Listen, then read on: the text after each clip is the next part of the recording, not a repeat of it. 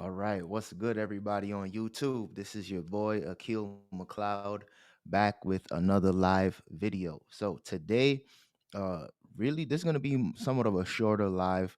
I did just want to pose the question to you all and just simply ask, which store do you prefer? Do you guys prefer a larger eBay store or a smaller eBay store? And when I say smaller eBay, even if you sell on Poshmark or you sell on all of the different platforms. The question really is like, do you prefer to have a very large store or a very large um, reselling business or a smaller reselling business? And I've been doing this for going on it's been 8 years at this point. And I've been thinking to myself, I've tried both models. They both have their pros and cons. And I was just thinking to myself, I wonder if I want to switch my sourcing method up, if I want to start switching up my store strategy and start going into like a larger format, like how I used to, or do I want to do continue my smaller store format? So in today's video, I'm just going to break down some of the pros and cons. And of course, for those of you that's coming in or even watching the replay, just drop a comment. Let me know which one you prefer and why you prefer that particular method. But for me, I'll just start with my store and how I've been running things for the past probably 4.5, almost 5 years. So my store has predominantly been a much smaller store. And when I say smaller store, let me define what I like to define a smaller store. 500 items or less is considered a smaller store for me, and a larger store is 1,000 items or more. And it's completely different. Like once you get into having a much larger store, the way you run and operate your business on a day to day is completely different. So, like I said, a smaller store, I like to define it as 500 items or less, larger store, 1,000 items or more. So for me, I choose the smaller store model. I talk about it all the time, but I prefer having a larger average sale price. I focus heavily on my ASP, and my average sale price right now in December it was about $65. In the month of March, it's gone down. So right now it's about $57. And I try to just focus on that. So by focusing on that, obviously the type of items that I pick up on a day-to-day basis is going to be much it's scarce. I don't come home with a ton of items like I used to. I don't source um a bunch of clothing like I used to. I typically try to find items that sell a lot faster, that have a very high sell-through rate, and have a higher average sale price, so they sell for a lot more money. So I chose that particular option mainly because at the time I was running my eBay business out of my apartment, and my apartment didn't have that much space. I had a two-bedroom apartment, so I was using the extra bedroom as my inventory room. So I had a decent system that I was able to and at that particular time as well, I was selling a lot of shoes. So I was able to put up a bunch of different racks. I had maybe 10 or 12 racks, and all of them were just shoes. And at that particular time, I had maybe 600 or 700 items in my store. A lot of them was doubles because I had a lot of the same shoes, just different sizes. So I decided to run my store that way. That way I can, cipher through the items. I can find them relatively easy. They'll all be on racks and I won't have a bunch of stuff to sort through. I won't have to worry about losing packages and stuff like that. And it was just a lot simpler for me to do that because I didn't have a ton of space. So then I moved to a house where I had the entire garage to work out of. And once I was able to work out of the garage, I ran a much larger store. But I realized that I had just more issues running that larger store. Running a larger store, I had to deal with I was losing a lot of items. I was definitely losing items, and it wasn't like I was losing them completely, but my uh, storing method, my inventory method was just terrible. So I was just putting clothes in bins, and sometimes items would just go deeper and deeper into the bin, and sometimes I just wouldn't be able to find them. So that was definitely an issue.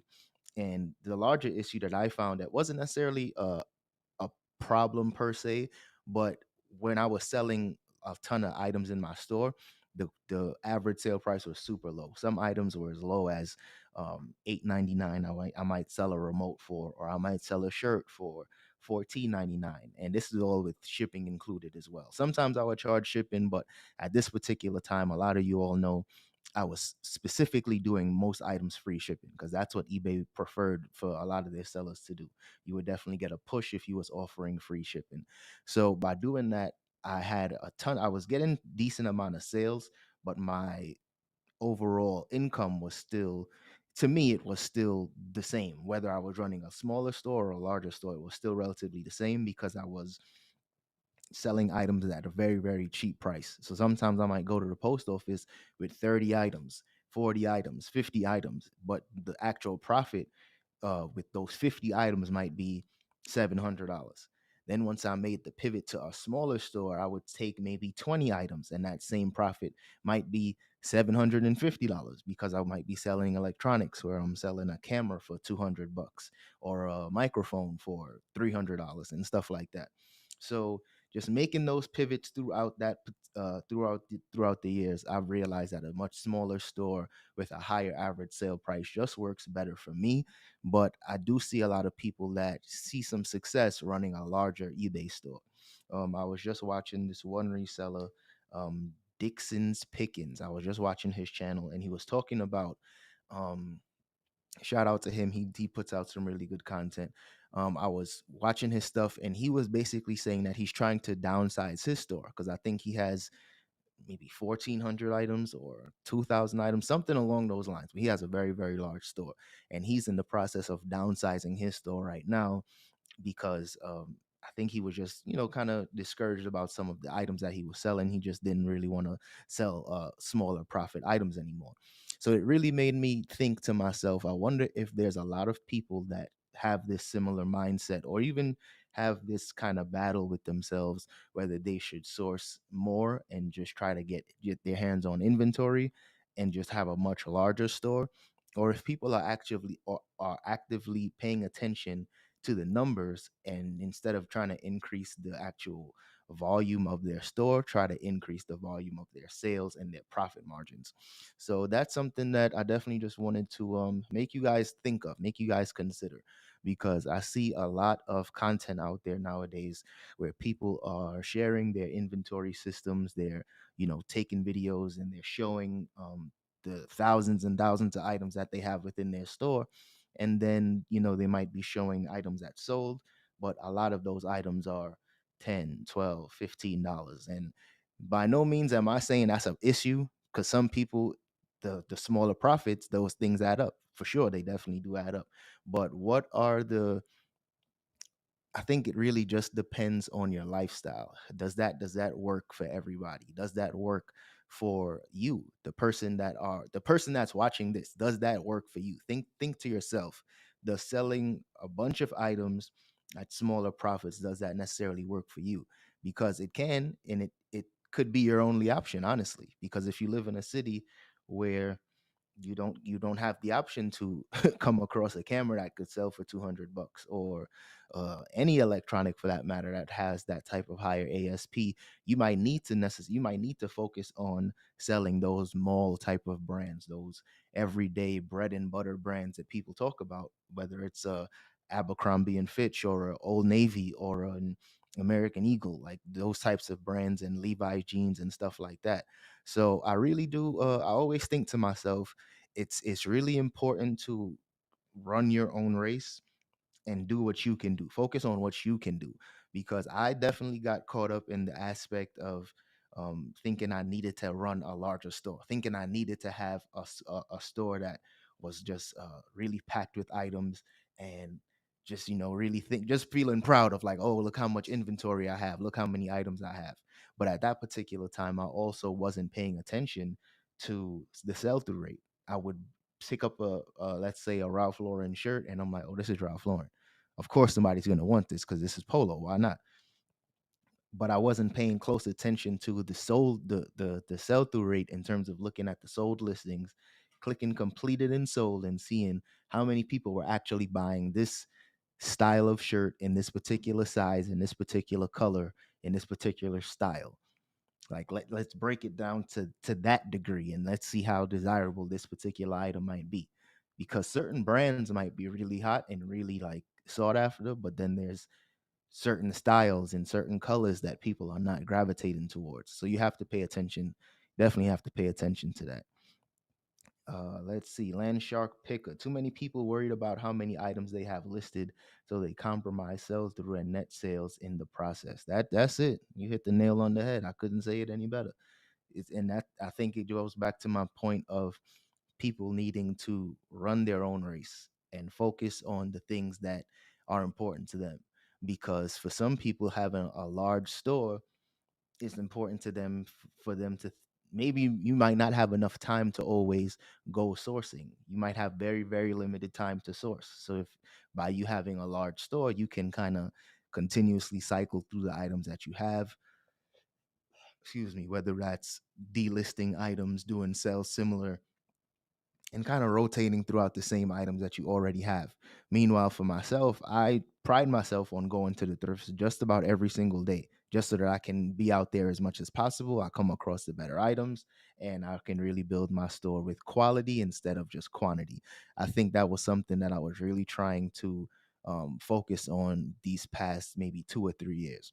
Really focus on the quality of items and items that people actually want, as opposed to just picking up items that I thought was cool or things that I would just want for myself. I really tried to put an emphasis on what customers want.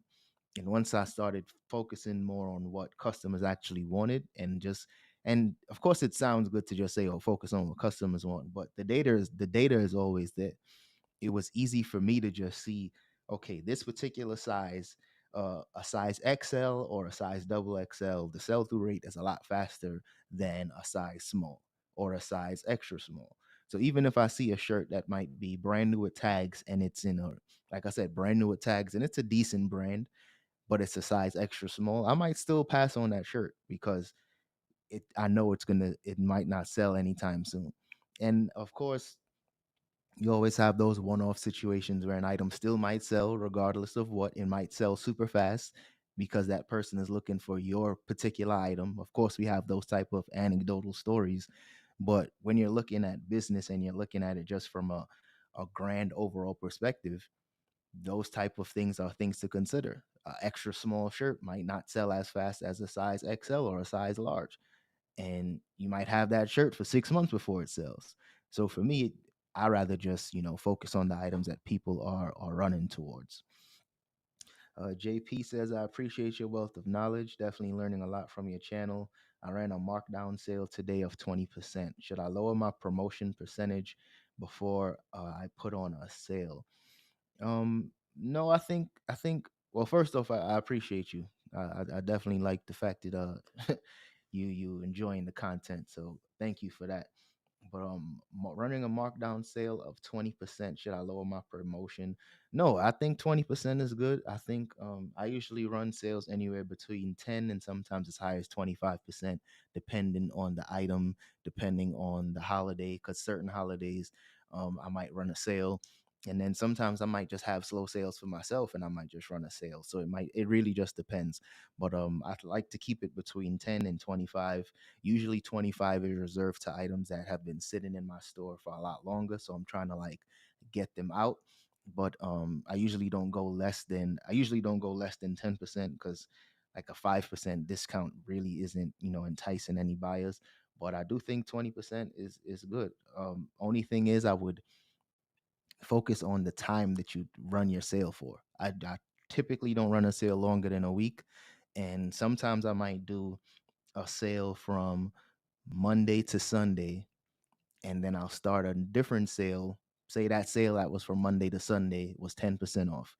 That next sale that I run, I might run a sale maybe 2 or 3 days afterwards, and then I'll run that sale for maybe 15% off. And then once that 15% off sale is over, I might go back down to 10%, because you're going to have people that's watching your store, they're paying attention, and they might, see your item go on sale, and then that sale is over. And that last few hours or that last day, you might see more sales come in, because that sale, like eBay is like spreading the message that that sale is almost over. And then you wait a few days and then you run another sale the people that were still watching that item, they might say to themselves, "Oh no, let me wait because he's giving out sales all the time." So you don't want to necessarily condition your buyers to think that you always run a sale, because your sales will definitely tend to slow down that way as well, because people, you will list your item for say $50 and people will still wait until a sale comes. So you don't necessarily want to condition people to wait for a sale, but I like to fluctuate through the different percentages often enough. I don't run it too long, maybe 1 week, um, and then go to 15%. Then I might do 10% and fluctuate it that way, just so that you're kind of I forgot the specific sales term, but you're really trying to build up that anticipation. Like people are gonna make a impulse purchase. Sometimes it might be an item they don't necessarily want or need, but it's like, oh man, 15% off, let me just grab this now. So you really want to try to like capitalize with that. Let's see, Miss Shepherd, in your experience, do people ever buy after requesting and receiving measurements? Yeah, sometimes. Sometimes people might, because that's one thing I've learned as well. Every item, every clothing item that I have, I try to make sure I put measurements for every clothing item, because you might not necessarily receive a question, but you may have had a few people that came to your page and they didn't purchase that item because you didn't have measurements. So for me, by adding measurements to every item, it kind of alleviates that that question. It makes people just make the purchase without having to ask that question. But there's been several times, even if I'm selling shoes or boots, I'll see somebody that might send me a question and they'll ask me, "Hey, can you measure the outsole of the shoe for me, or measure the outsole horizontally and vertically?" I mean, I don't know, they might ask those types of random questions, and in my mind I'm saying to myself, like, what difference does it make?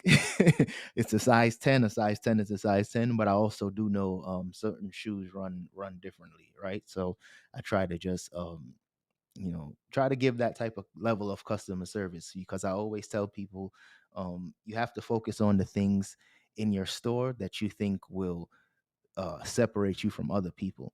So for me, it's absolutely customer service and it's shipping time. Like I try to answer questions as fast as possible, but I also try to ship items out as fast as possible as well. So those are the two things that I try to focus on. And by offering that customer service, there's been a few times I could probably, like, comes to mind maybe like 5 to 10 off the top of my head, that where somebody asked for one particular measurement, I added the measurement, I sent them a picture, and boom, they made the purchase.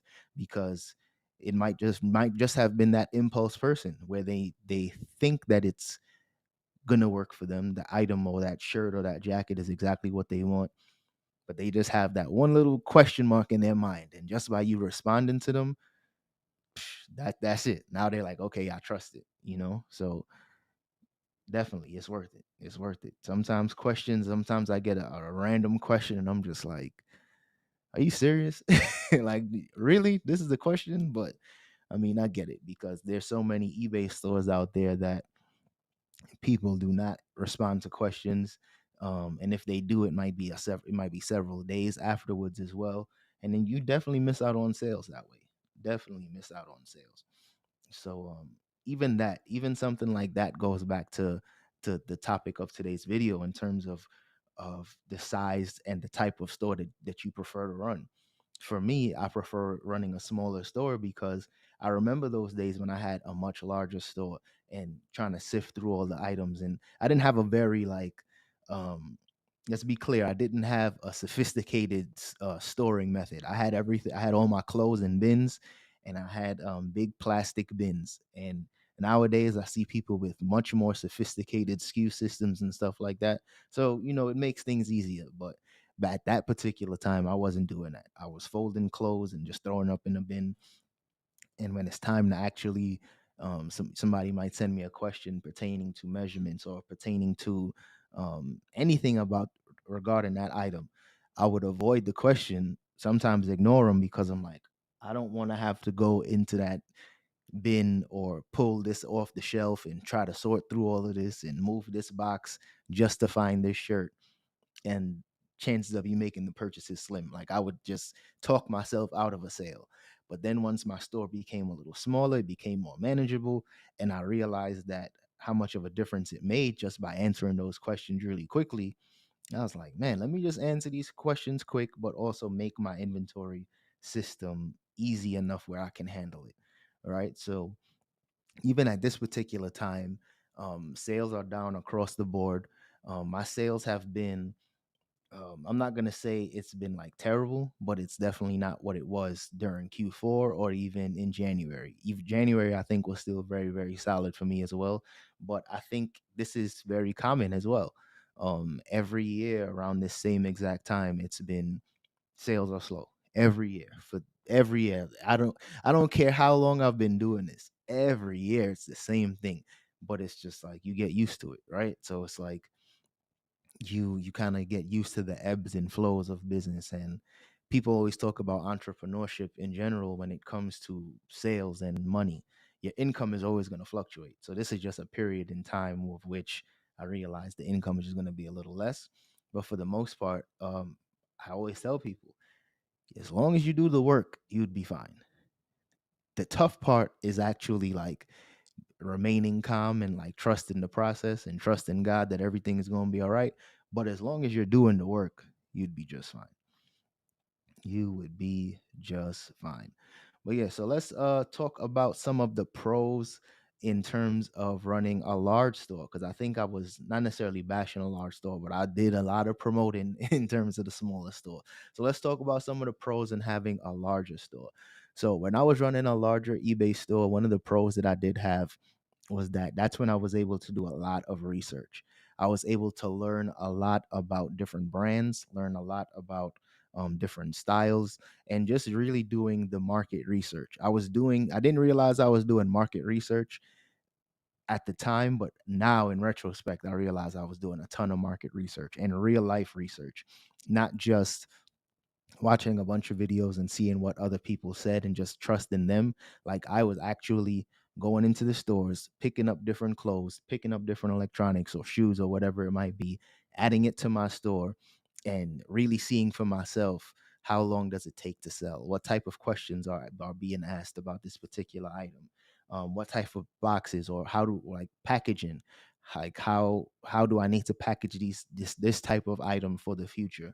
Um, how do I need to describe this listing in order for it to sell faster? What is the actual sweet spot in terms of its pricing?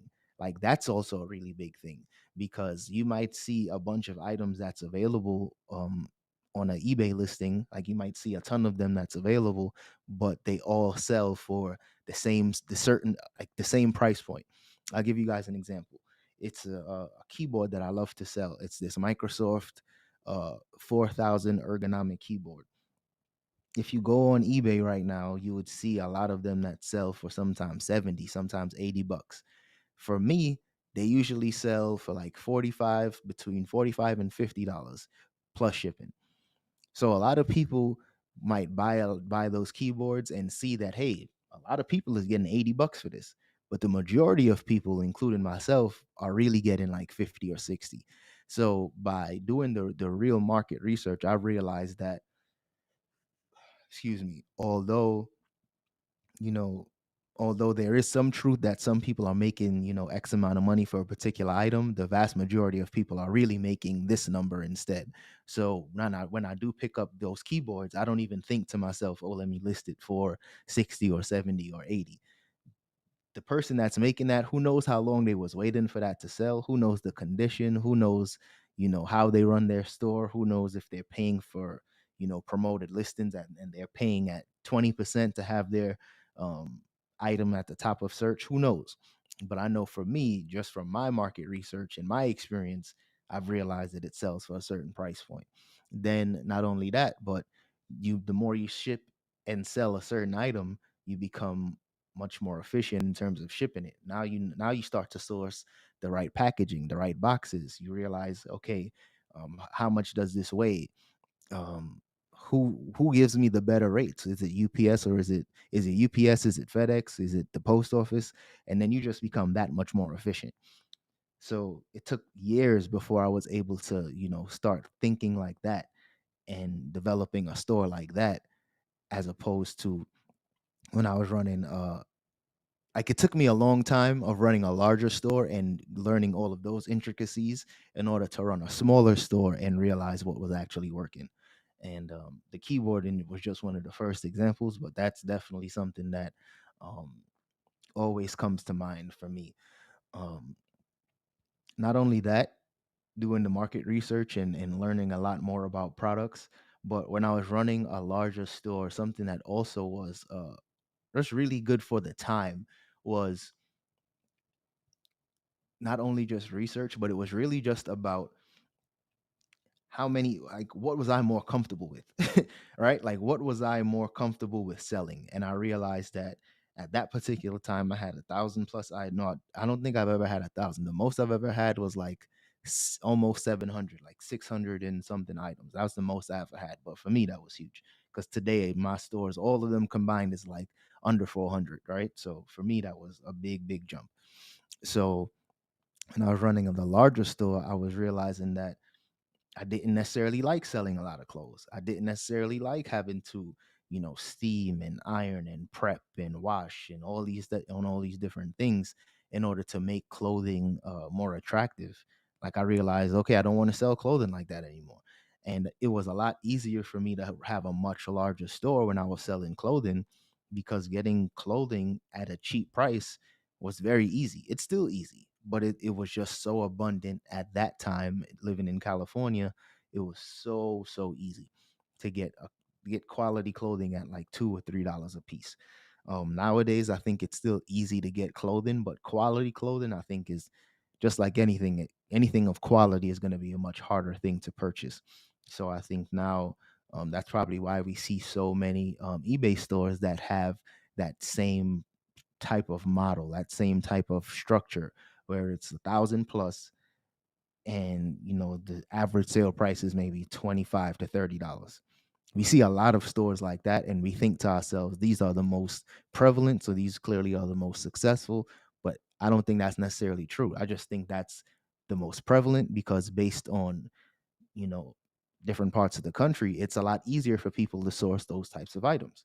So obviously, if you're going to be doing eBay as like a part-time thing, and you can gather a bunch of Levi jeans and you can get some Abercrombie and Banana Republic and those type of brands from your local thrift store or the bins or anything like that, of course you're going to run a store like that because it's more convenient, right? So I think it just comes with um in my opinion, running a larger store is more convenient. It is a easier thing to do. It's a easier store to kind of create it because you're not necessarily focusing on profit margins. You're not necessarily focusing on sell through. You're more so focused on let me just get these items. Let me just get them up.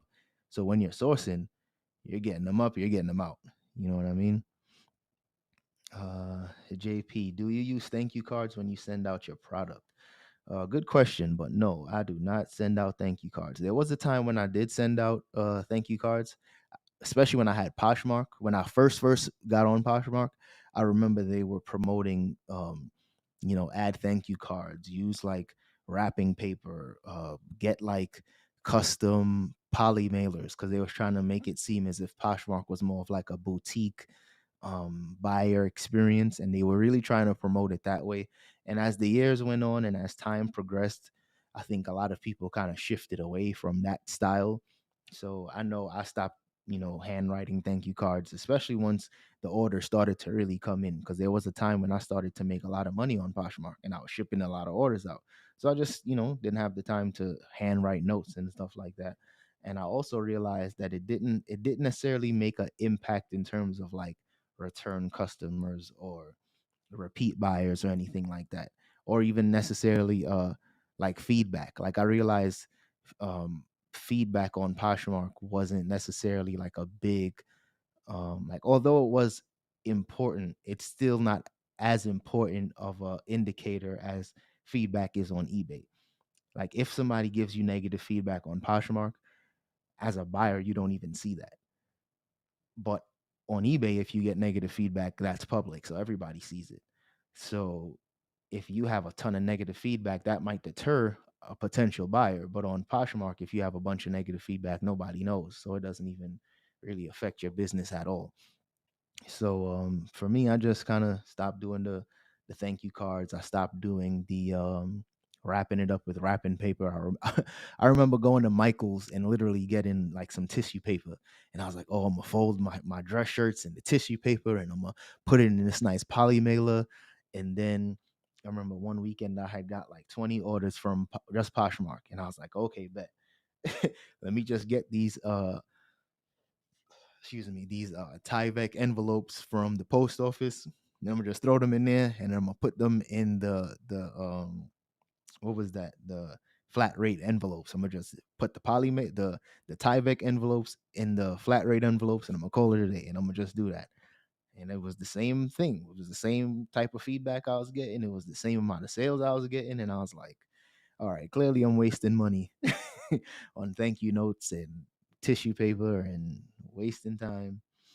What's going on, Miss Vicky? How you doing? Thanks for being here with us.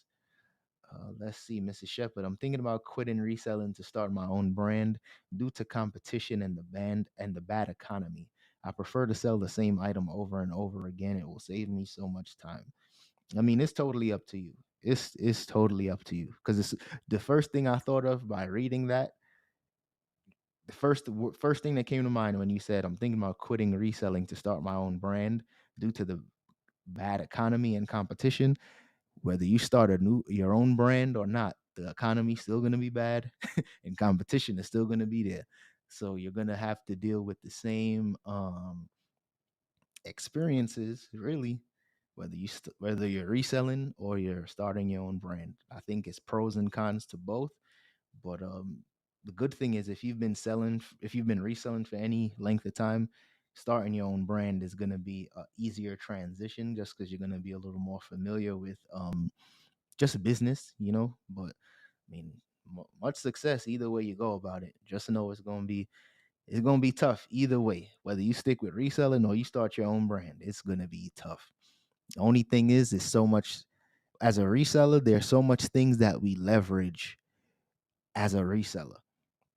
We leverage the like eBay's traffic. That's one thing people tend to forget about. Traffic is so expensive to drive to your own website, your own brand, your own anything, right? So I remember when if this was 2016, and I started a big cartel store, and I was selling thrifted stuff, bow ties, dress shirts, accessories. It was all lightweight stuff. It was like tie clips, those types of stuff. And I just called it the Dapper Advisor Boutique. And I was trying to, just drive traffic to that site, just drive traffic. And I was doing Facebook ads, and I was doing I forgot what else. Google, Facebook ads and Google ads. When I tell you the amount of money that I was spending, it was probably like $70 to $80 a week on Facebook ads to drive traffic to that site. And it was ridiculous because after a while you realize like you're just pouring money into this, and it's not necessarily converting in sales, but you have to keep pouring money into the ads so that you can potentially bring in some new customers. So that right there really made me want to lean more into reselling, because I realized paying for traffic and obtaining traffic was insanely expensive. And that was just me running a very small, thrifted boutique, online boutique, if you will. Imagine people that are running like larger Shopify stores and trying to drive traffic to that. Like it can be expensive, but I mean, the one of the pros, like you said, just like you said, selling the same item over and over again. It's in terms of shipping, it's a lot easier in terms of having a bunch of different poly mailers and box sizes and all these different things you have to do. So pros and cons to either one, but just know it's gonna be a tough road either way. Business is business. Miss Vicky, Poshmark was originally created for women to sell items that they would donate, but with Poshmark, they could make some money. Certain women tend to do things to the nth degree using tissue paper thank you cards. Yeah, yeah. But not only that, like that is very true. But not only that, Poshmark was encouraging Poshmark sellers to do that. They were like intentionally encouraging people to get on to create like a boutique experience. So you would see people do Poshmark unboxings, right? And they would like get thousands and thousands of views. These were videos that were blowing up at the time because Poshmark was still a new platform. And they would do these unboxings. And if people didn't give like tissue paper, or there was no thank you card, or if the wrapping wasn't pretty, if it wasn't pretty, people was literally bashing them. Like, oh, this is I would the item was nice, but the packaging was lazy, so I don't think I would purchase from this person again. Or they was talking like that about Poshmark at the time. So I think everybody was just more encouraged to try their best to give the best presentation. But then once they opened the platform up to men, and men were buying shirts and men were buying shoes, we didn't care about tissue paper and uh stickers and butterflies. We didn't care about that. We was like, where's my shoes? I want my J's.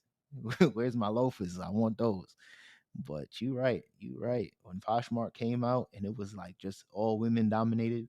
I remember when Poshmark first came out, I didn't even think to get on the platform because I was like, oh, I don't even sell women's clothing. I'm not a woman, so this isn't for me. And then that's when they opened the platform up for men, and you could start selling men's clothing. And then afterwards, they opened up like home and decor and all those things.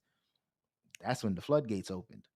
And I think that's probably why I was seeing as much success as I was on the platform, because I was an early adopter. And I was not only was I an early adopter to Poshmark and the men's category, but I was just it was the timing was just perfect. And I specialized in men's clothing. So when I came to the platform, I was like already prepared, and it wasn't a ton of competition either. So it was really just me and maybe a handful of like mainly men's clothing sellers, and we were making good money. I remember I spoke at Posh Fest. I think it was 2019. I spoke at Posh Fest, and it was in Arizona, and it was before I moved to Arizona.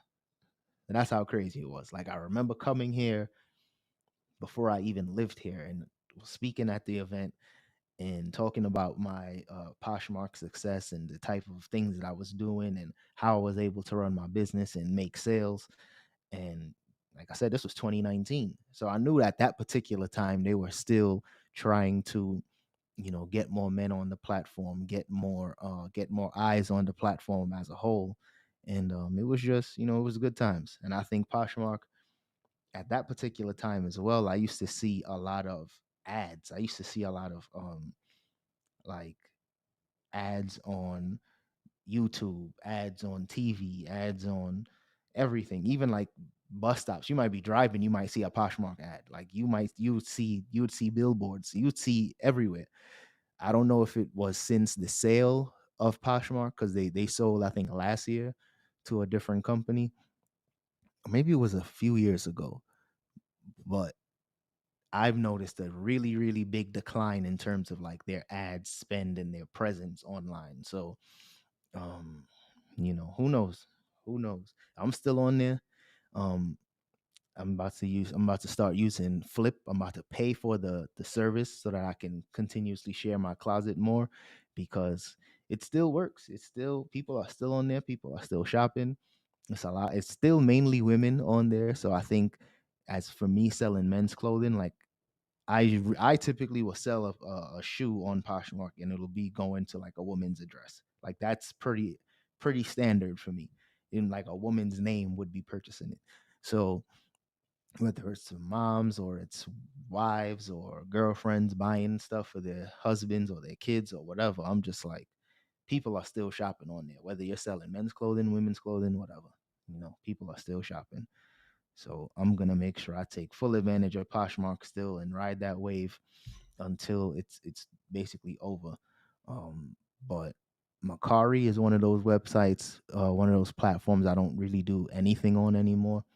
I'm not sure if any drop a comment if any of you guys are doing well on Macari, but for me, it's primarily eBay and Poshmark, Poshmark, and like OfferUp. A lot of local sales and stuff like that, but just the landscape in general is changing. I think a lot of people um, are kind of moving similar to Miss Shepherd, who said she's kind of you know about to quit reselling. There's a lot of people quitting reselling, especially if you never really got to like a comfortable place where you felt like, okay, I can just continuously do this, or you kind of create like a well-oiled machine. Reselling is ridiculously tough. And I think some so many platforms kind of popped up over the last few years where it was Macari and Grailed and all of these different platforms that was popping up, and a lot of them now are kind of just, I'm not gonna say they're completely dead, but a lot of them are, disappearing. A lot of them are, going under. Even eBay is getting a lot of flack lately as well, and it's probably mainly due to the economy. People just aren't shopping like they were during the huge boom, during the boom in 2020 when everybody was just buying up any and everything. It's just a different day and age. So just gotta adapt. JP says, "Do you use a PO box for your business?" Absolutely, absolutely. I use a PO box. I got mine through the post office. I know you can get a PO box with UPS, but I chose the post office because the post office PO box was cheaper. So I just went with them, and I just got the smallest PO box size because some people would try to get like the larger one, but you get the smallest PO box size, and if it's a bigger box, say it's a return or something like that, they'll just put the slip in there.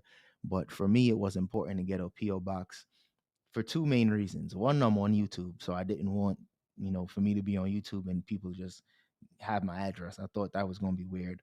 But I also just figured that you do need that type of separation from your business as well. So even if you're not out there and you're not on YouTube, I just figure it's really just a part of business, just like having a business bank account or a business credit card or however you run your business finances. I just always thought that it's important to have that separation. So for me, getting a PO box was, every year I renew it, every year I just keep that going, because like I said, it's just a part of business for me at this point.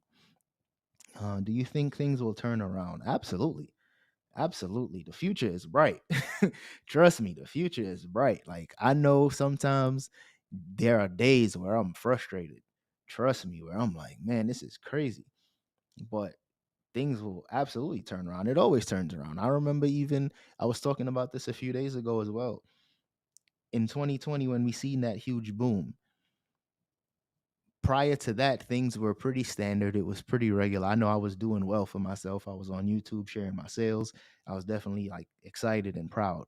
But then it was that huge, huge uptick of sales that happened from 2020 to 21. Then 22, it started to still progress, but it started to cool down a little bit. We started to realize that things were coming back down a little bit. 23 started to really cool down. Now we're in 24, and we're kind of still experiencing that like slowdown in terms of sales. But I think things are going to turn around just like how Bitcoin turned around. Bitcoin at one point was like 17,000 at an all-time, not an all-time low, because at one point Bitcoin was like 10 cents, but Bitcoin was very low, 17,000. And then it turned right back around and up to like 65, almost 70,000, I think, just a few days ago.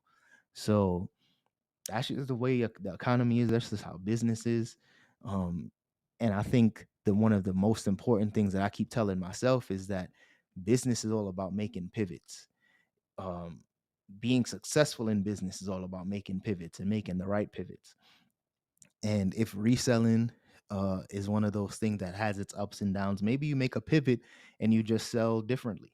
Maybe you put an emphasis on local sales, or maybe you put an emphasis on flea markets, or emphasis on, selling something different online.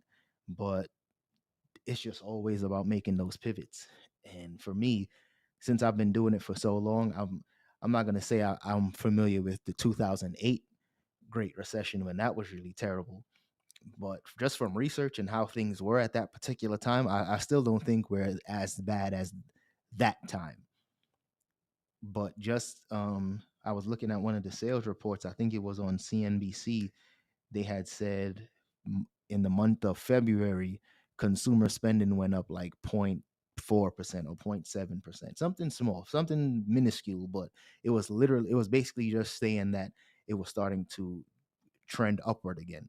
And for a long time, we were just trending down. Like, I remember looking at the reports in January, consumer spending was definitely down maybe 4 or 5%. I remember Adidas lost money. A lot of companies was reporting negative earnings, and of course Adidas had their own thing going on with Kanye West as well. But um, when you just pay attention to the economy, you could see everybody was pretty much going on a downward trajectory. Last month, it started to trend upward a little bit. And I think towards the end of the year, by the end of the year, a lot of things will start to turn around as well. But like I keep saying, as long as you do the work, as long as you're staying involved, as long as you're staying active, the only way that I think things don't turn around is if you quit, if you give up. That's basically when things kind of stay bad. Like if it's bad and you quit, it's probably just gonna get worse. But for those that continue to push and make forward progress and continue to move forward, it absolutely turns around. Absolutely. The future is bright. It's just about, how you want to do it, how you want to go about it. And yeah, so let me see if anybody got questions, drop it in the comment section. My time is coming up pretty soon here. But if you guys got any questions, whether pertaining to a large eBay store or a small eBay store, which one do you prefer? Um, if you got some other type of reseller questions, drop that in the comment section.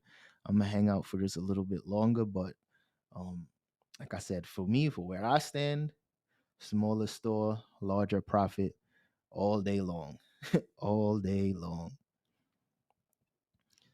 Charles says, I remember '08, and God will bless us. Stay strong in him. Amen. Amen. He gonna bless us. He gonna take care of us. Like I said, we do the work and he'll take care of us.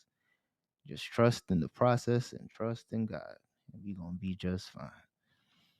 Cause boy, when I tell you there's been people that will hit me up about whether it's, the financial problems they may have, losing a job or whatever. It might seem really bad, it might seem like the end of the world, but as long as you don't give up, you keep the faith, and it slowly turns around, slowly but surely. You might be down and out for a few months, a few weeks, but it always turns back around, always. And I think just the older we get, the more that you become a little more, aware of the ups and downs of business and life in general. And I think for so many of us, I think it's just because, with the pandemic and with uh, just the way America has been for a while, you know, we've been trending upward for a long time. Like there's just been so much money flowing in and out of the economy. Excuse me, since '08. So I think a lot of people now, this is at least for me as an adult. I mean, in '08 I was 18, so I was still an adult, but as an adult with a family and responsibilities and stuff like this, running my own business, this is my first time seeing it in this way, this downturn, seeing like witnessing sales being as low, seeing the amount of negative reports out there. This is my first time even paying attention to things this closely. But, you know, I'm always been a student of the game. So seeing that this is right on trend, like you're gonna see highs and you're gonna see lows. And right now we're just in a low. It's like obviously we're gonna go back up again. It's just a matter of time. I think too, with this being an election year, um, always more money gets put into the economy during election years. It don't matter if you're Republican, Democrat, more money gets put in because people are trying to, get their votes. They're trying to sway people. So money gets put into the economy, whether you blue or red or whatever. Money is going to get put back into the economy. And when money comes into the economy, just like how on all of these TV shows, you notice they don't even call Americans Americans. They call us consumers, because once money gets put in and people get some money in their pocket, what do? Consume. And if you have something to offer, you have a proposition or you have some type of offer, and people will buy. It's just about what do you have to offer? What's your proposition? So that's the main thing to keep in mind. Let's see. Charles asked, do you have a basic store? Which is best? Yeah, I still have a basic store for sure. My store is pretty small. So on eBay, I got a basic store. And I can't say which one is necessarily best. I think the larger the store, the more the benefits. But for a lot of people, the basic store works, especially once they increase the size of the basic store. I remember when a basic store was only 250 items. and then or 250 listings a month, and now I think it's 1,000 listings a month. So for the average reseller that's trying to run a size like mine, like a similar size, that's all you need. You get the basic store, you get your coupon every month that offers the, not every month but every quarter, that gives you the $25 for the shipping supplies. You get a discount on your fees if you have a store. So yeah, I think the basic store for me is, if I had to guess, for me is the best. But I never had a different size store. I've always had a basic eBay store since I didn't start with the eBay store. So let me get that clear. I can't even say since the very beginning, because I was running my business without an eBay store for a really long time. Maybe the first 2 years, and then when I did purchase the eBay store itself, that's when I realized that it made a difference in terms of my fees. And at that particular time, shipping supplies was a little cheaper. So that $25 coupon that they would give you, that $25 like credit, you actually didn't have to pay for anything. You didn't have to pay. Like, you would just, it would cover your taxes, everything. Now it's like that $25 you still have to pay for ship. It's like a portion of it still got to pay for shipping. You still got to pay taxes. So it's like, it helps, but it's not as great as it used to be. Do you source from live shows? Live shows like Whatnot or Poshmark? I don't necessarily source from there or any of those type of live shows, but I mean, I'm sure it probably is a good sourcing method, because I know people tend to like try to get rid of their death files, so they'll just kind of toss stuff out there for cheap. But no, I never did that. But that's actually not a bad idea. I mean, if you could snipe a decent item and get a good deal, that could actually be a really good sourcing method. What do you think about the live feature on Poshmark? Do you think it recognized that sellers were using platforms like YouTube to sell, so it created that feature? Absolutely. I think, especially during the pandemic, they realized that a lot of people still wanted that interaction. Like, they still wanted that experience, that buying experience. So for a lot of sellers, they were on YouTube, they were on Instagram Live, you know, doing their own auction, selling stuff like that. I remember for a while I was selling items just in my stories. I would just take a picture, a few pictures, and say, hey, this is available, $10, $20, whatever it may be. And this was like 2017, 2018. Whenever they first introduced Instagram stories is when I started selling items from my boutique, the one I was talking about earlier, when I was like paying for traffic. I would literally take a picture of a tie clip and I would put it in my story and say, hey, this is available. Hit me up if you're interested. And then like 30, 40 minutes afterwards, I would take it down, because I knew somebody would, I always had like the same 3 or 4 guys that would buy my stuff, and they would just buy them within the first 30, 40 minutes, buy it, put an update, say it was sold. And those was good times. So I know Poshmark and a lot of these other platforms, they pay attention to stuff like that. They see people make sales in their stories, make sales on YouTube lives and Instagram lives, and they're like, okay, let's capitalize on this and just keep people on our platform, because a lot of these platforms, their main goal is just to keep you there, keep your attention there as long as possible.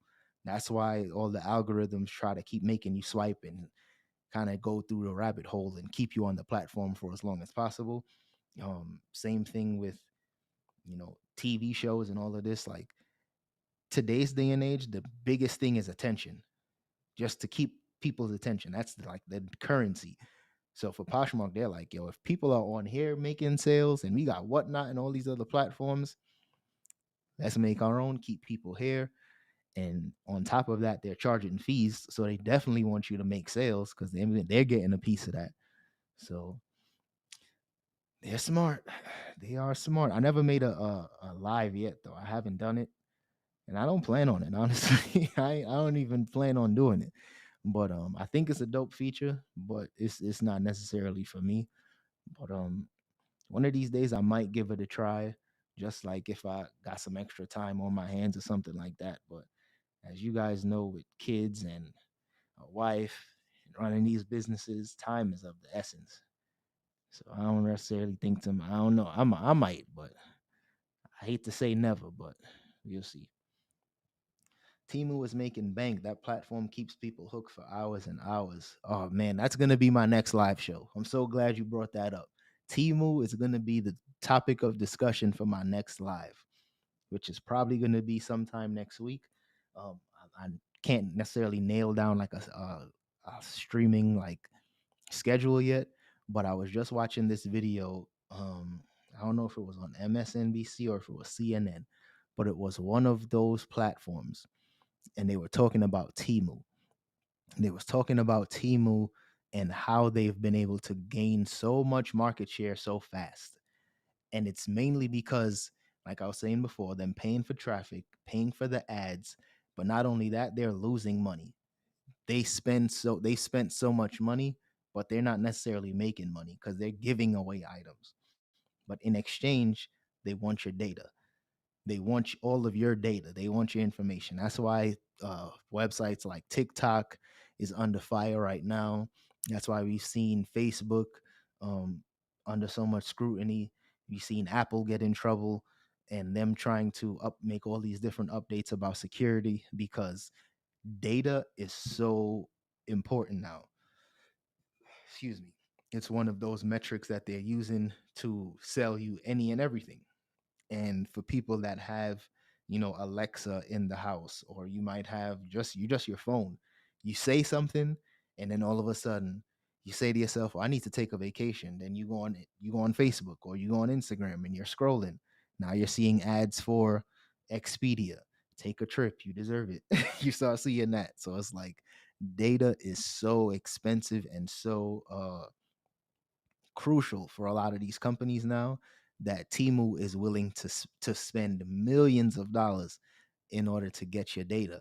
And by them getting your data, now they can market all of the stuff that they have, because Timu is literally like a cheaper, lesser quality version of like Amazon.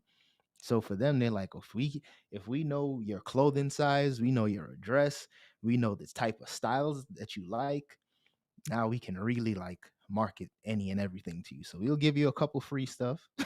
We'll give you some free sandals and a free t-shirt, but you'll be back. And so far their strategy is working.